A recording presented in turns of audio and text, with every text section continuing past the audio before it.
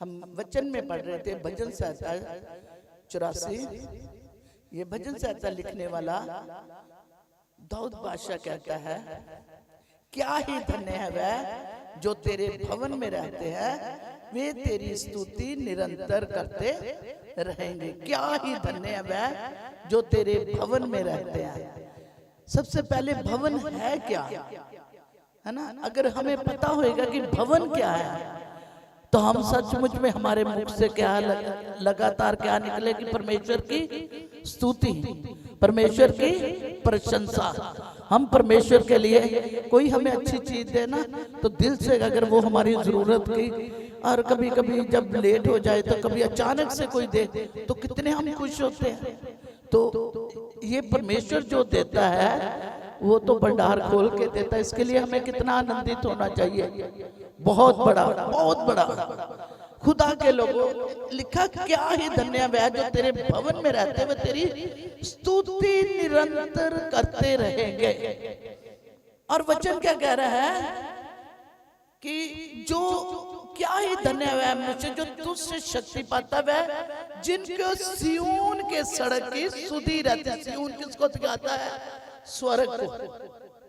जिनको सिय्योन के सड़क की उनका ध्यान स्वर्ग की ओर लगा रहता है। ये भजन संहिता लिखने वाला दाऊद बादशाह, इसको भवन इसने जब देखा कि मेरा खुदा एक टेंट में रहता है, तब उसके दिल में इच्छा मैं अपने प्रभु के लिए एक भवन बनाऊं। उसने तो ईंट और पत्थर का भवन बनाया, लेकिन परमेश्वर उतर आया और उसने क्या कहा? अगर आप इतिहास और उसकी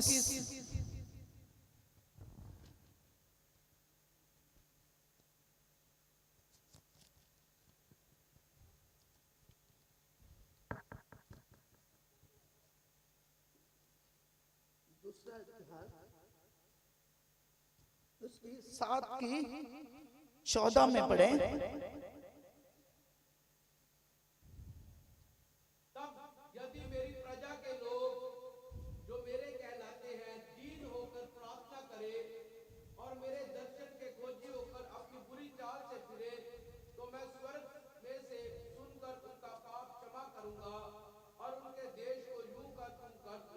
आमीन। क्या कह रहा परमेश्वर?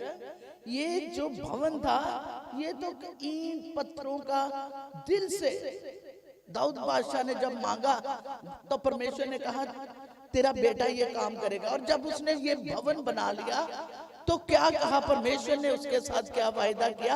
यदि मेरे लोग, कौन? जो मेरे हैं। मेरे कौन है? जो यीशु मसीह के ऊपर विश्वास करते हैं कि यीशु मसीह मेरे पापों के लिए इस संसार के अंदर आया। जैसे हम गा रहे थे, आया है यीशु आया है, मुक्ति ले साथ आया है। मुक्ति, मुक्त करने के लिए साथ। बुराइयों से कई चीजें ऐसी हैं जो हम नहीं छोड़ सकते, उसमें हमारी वो मदद करता है। और परमेश्वर क्या कह रहा है? यदि मेरी प्रजा के लोग जो मेरे कहलाते, जिनको मैं अपना कहता हूं, दीन होकर, वचन में लिखा वो दीनों के ऊपर रहम करता है, घमंडियों का सामना करता। घमंड कई बार हमारे जीवन में होता, हम तो बहुत प्रार्थना करते हैं, हम बहुत अच्छा, सब कुछ अच्छा, ऐसे लोगों की ओर प्रभु देखता भी नहीं देखता। जो अपने आप को दीन करके, नम्र करके, दीन होके प्रार्थना करते हैं और अपने बुरी चाल को छोड़कर, अपने बुरी चाल से फिरकर स्वर्ग, तो मैं स्वर्ग से प्रार्थना को सुनकर और उनके सबसे पहले हमारी बरकत को रोकने वाला क्या है? पाप। और परमेश्वर का कह रहा है मैं उनके पाप को क्षमा करूंगा और उन्हें ज्यों का त्यों, जैसा आप चाहते हो वैसा परमेश्वर आपके लिए कर देगा। जो आप चाहते हैं आपके घरों में, आपके जीवनों में, आपके बच्चों में, आपके खुदा इस भवन के अंदर जो आप चाहते हो, परमेश्वर क्या कहता, मैं जीऊंगा त्यों कर दूंगा। पर एक बात है, दीन होके, नम्र होके। खुदा के लोगों, बाइबल में लिखा है, अगर गेहूं का दाना, गेहूं कनक होती है ना जो जिसका आटा पीसते हैं, कह रहे वो अगर जमीन में पड़ के मरता नहीं है ना, मरता, वो नहीं फल ला सकता, वो नहीं उगेगा। दीन होने के लिए हमें, जब हम बपतिस्मा लेते हैं तो हम मरते हैं ऐसे यीशु मसीह के नाम में, पिता पुत्र पवित्र आत्मा में हमें खुदा के दास ऐसे पकड़ते हैं और पानी में डिबो देते। अब हम मर गए, मुर्दा ऐसे ही होता है ना, सीधा मर गया मुर्दा। लेकिन अब जिंदा कौन हो रहा है? यीशु मसीह। अब मैं और आप क्या है? यीशु मसीह। इस संसार के अंदर आप कहेंगे आप कितनी बड़ी बात कह रहे हैं कि आप यीशु मसीह, क्योंकि बाइबल में लिखे पढ़े तो लिखा यीशु परमेश्वर ने इंसान को अपने स्वरूप के ऊपर, अपने आप को रख के अपनी सूरत के ऊपर बनाया था, अपने जैसा बनाया। इसलिए जब यीशु मसीह का वचन मेरे और आपके अंदर आता, हम यीशु बन जाते, तब लोग हम जिंदा पत्रियां बन जाते हैं।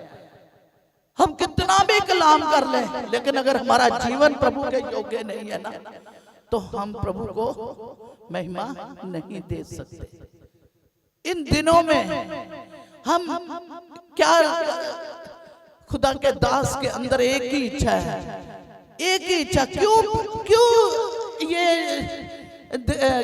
जगह जगह जाके आराधना कर रहे हैं, गली गली मोहल्ले मोहल्ले में जाके, क्यों? ताकि लोग इस यीशु को जाने जो मुक्त।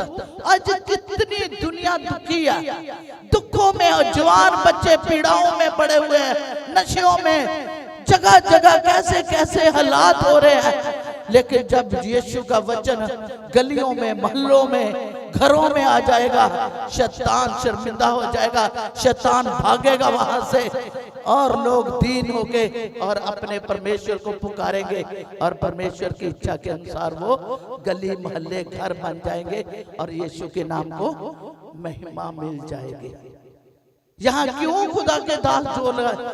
क्योंकि खाना बड़ा अच्छा बना हुआ है, और दूर से आप देख रहे हैं बहुत अच्छा, बहुत अच्छा।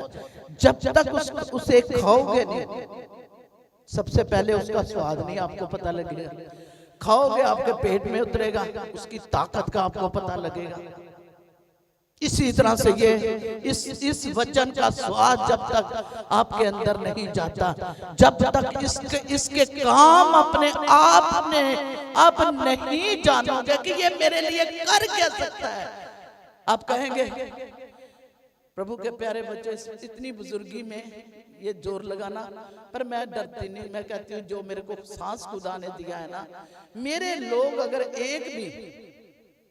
अगर देखो, योना नबी को खुदा ने मछली के पेट से निकाल लिया, बचा लिया, वापस ले गया निनवे में, कितने लोग बच गए, कितने लोग बच गए। अगर आप में से एक बंदा भी प्रभु के लिए खड़ा हो जाएगा, कितने लोगों को बचा लेगा, कितने लोगों को के पास जाके उद्धार का वचन आ जाएगा। क्योंकि वचन कहता हर घुटना यीशु के आगे झुकेगा, हर जीभ ये अंगीकार करेगी कि यीशु ही प्रभु है। कब होएगा? जब मैं और आप प्रभु के लिए कार्य करेंगे, जब मैं और आप प्रभु के लिए सही मार्ग क्या है, हम उसमें पढ़ रहे थे भजन संहिता में कि उनको सिय्योन की सुधि रहती है, सिय्योन की तरफ देखते। अगर सिय्योन आप देख लेंगे ना, यशायाह 6 में पढ़ो, यशायाह 6 निकाले,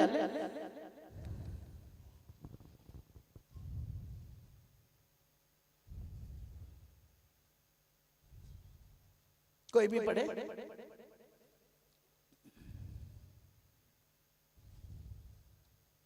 जिसे भी मिल गया पढ़ दे। हाँ जी, 3 से पढ़ दे। वह एक दूसरे से पुकार पुकार कर कह रहे थे, सेनाओं का यहोवा पवित्र पवित्र पवित्र, सारी पृथ्वी उसके तेज से भरपूर है। और पुकारने वाले के शब्द से डेवढ़ू की नींव हिल डोल उठी और भवन धुएं से भर गया। तब मैंने कहा, हाय हाय, मैं नष्ट हुआ, क्योंकि मैं अशुद्ध होंठों वाला मनुष्य हूँ और अशुद्ध होंठों वालों मनुष्य के बीच में रहता हूँ, क्योंकि मैंने सेनाओं के यहोवा महाराजा दी राज को अपनी आंखों से देखा है। आमीन आमीन। ये शाया कौन है? एक भविष्यवक्ता। और भविष्यवक्ता कौन होते हैं? जो परमेश्वर के अंदर की बातों को, परमेश्वर के मन में आज के इंसान के लिए क्या है, वो अंदर की बातों को निकाल के और लोगों तक लेके आते हैं। ये शाया कह रहा है, मैंने स्वर्ग में क्या देखा?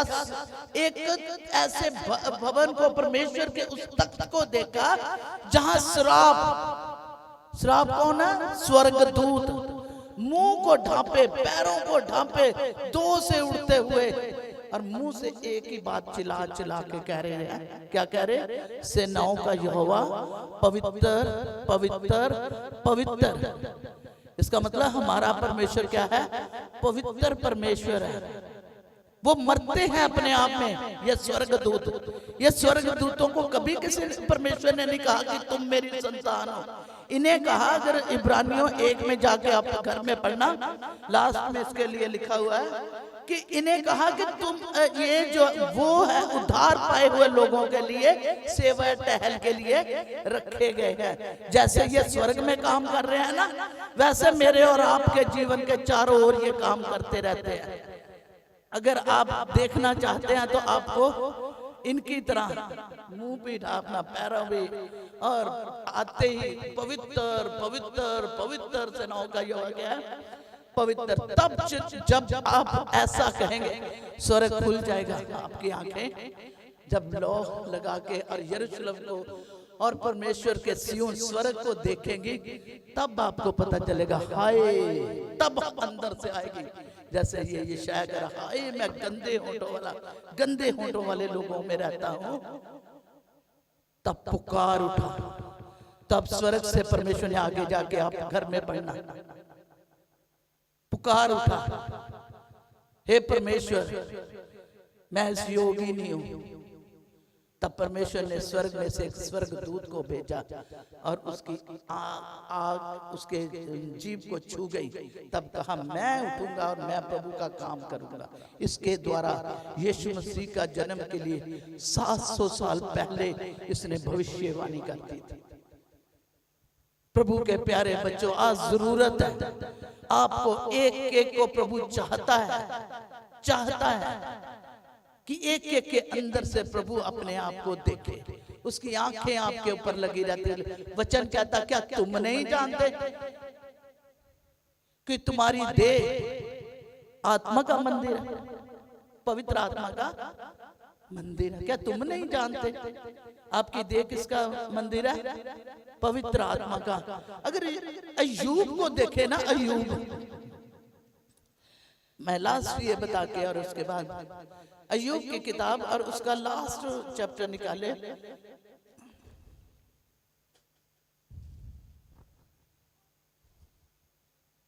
यहां पे हम देखते हैं अय्यूब के ऊपर बड़ा संकट आया, जबकि अय्यूब की गवाही परमेश्वर दे रहा है, परमेश्वर अपने मुंह से दे रहा है गवाही। लेकिन अचानक से परमेश्वर ने उससे पूछा, तो शैतान को कहा, मैंने तुझे आजादी दी, पर एक काम करना, उसकी जान भी तूने लेनी। उसने हर काम किया उसके साथ, सब कुछ खत्म कर दिया, लेकिन क्या हुआ? अरे अय्यूब बड़ा अपने आप को दिखा रहा कि मैं मेरा तो जन्म ही ना होता, मेरी माँ का पेट ही ना होता, मैं पैदा ही ना होता। लेकिन क्या हुआ? आखिर में जाके उसने क्या कहा? इसकी 42 चैप्टर निकाले, 42, और उसमें 6 पढ़े, सॉरी 4 से पढ़े, 4 से तूने कहा, मैं निवेदन करता हूँ, सुन, मैं कुछ कहूंगा, मैं तुझसे प्रसन्न रहता हूँ, तू मुझे बता। तब मैं तुझसे प्रश्न, मैंने कानों से तेरा समाचार सुना था, परंतु अब मेरी आंखें तुझे देखती है, इसलिए मुझे अपने ऊपर घृणा आती है और मैं धूल और राख में पश्चाताप करता हूँ। आमीन, आमीन। अय्यूब अगर इसकी पूरी किताब पढ़े, वो अपने आप को बहुत जांच रहा, बहुत अपने दोस्तों को जवाब दे रहा, लेकिन आखिर में जाके उसने कहा, मुझे अपने ऊपर घृणा आती। अभी तक मेरे कान तेरी आवाज को सुनते थे, लेकिन आज मेरी आंखों ने तुझे देख लिया, मुझे अपने ऊपर घृणा आती है, नफरत आती है। मैं तो ऐसे ही अब तक तेरे भवन में आता था, मैंने तो तुझे जाना ही नहीं, तू तो इतना प्यारा है, तू तो सब कुछ देने के लिए वफादार है, मैंने क्यों नहीं तुझे जाना। इसके आगे आप घर में जाके पढ़ना, अय्यूब को जितना उसका खो गया था दुगना करके खुदा ने उसे हर चीज में दुगना कर दिया, और उसको कहा, जो तुझे तेरे दोस्त कहते थे ना, वो सही नहीं थे कहते, पर तू सही कहता था, लेकिन उस परमेश्वर उसको अपना दर्शन देके, और जो रहती भी कमजोरी थी उसको दूर करना चाहता था, तब उसको पता चला कि परमेश्वर कितना पवित्र परमेश्वर। उसने कहा, अभी तक मेरे कान सुनते थे, अब मैंने तुझे देख लिया, मैं धूल के ऊपर बैठता हूँ, मैं पश्चाताप करता हूँ, मैं तौबा करता हूँ, आज से मैं तुझे जैसा तू है वैसा देखूंगा। जिस दिन आपके मुंह से ऐसा निकल आएगा, आपके जीवन में कभी किसी चीज की घटी नहीं आई, क्योंकि बाइबल कहती है, उसी भजन संहिता में आप आ जाएं और लास्ट आयत पढ़ के, उसी भजन संहिता में आ जाएं 84 में।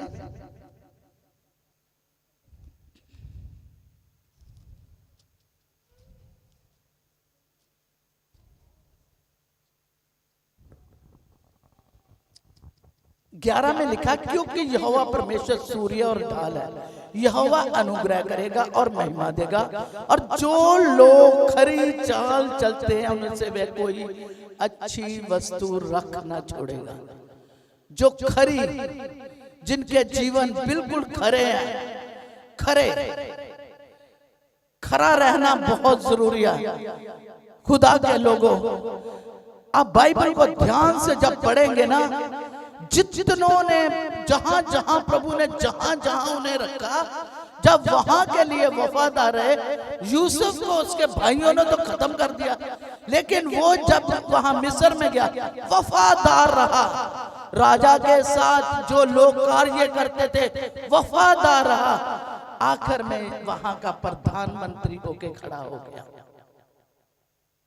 आज जहां खुदा ने आपको छोड़ा हुआ ना, वहां के लिए अपने इर्द गिर्द देखो, अपने आप को प्रभु के चरण, प्रभु तूने मुझे क्या दिया, तो बाइबल क्या कह रही है, यहोवा अनुग्रह करेगा, और जो लोग खरी चाल चलते हैं उनसे वह कोई अच्छी वस्तु रख नहीं छोड़। जो आप चाहेंगे, ये समझ लो आपके लिए भविष्यवाणी है, जो मांगोगे आप लोगों के जीवन में, आप लोगों के परिवारों में, आप लोगों के घरों में अगर कुछ ऐसा हो रहा है, तो खुदा वचन में लिखा है, जिसे वो प्यार करता उसी की ताड़ना कर। क्यों?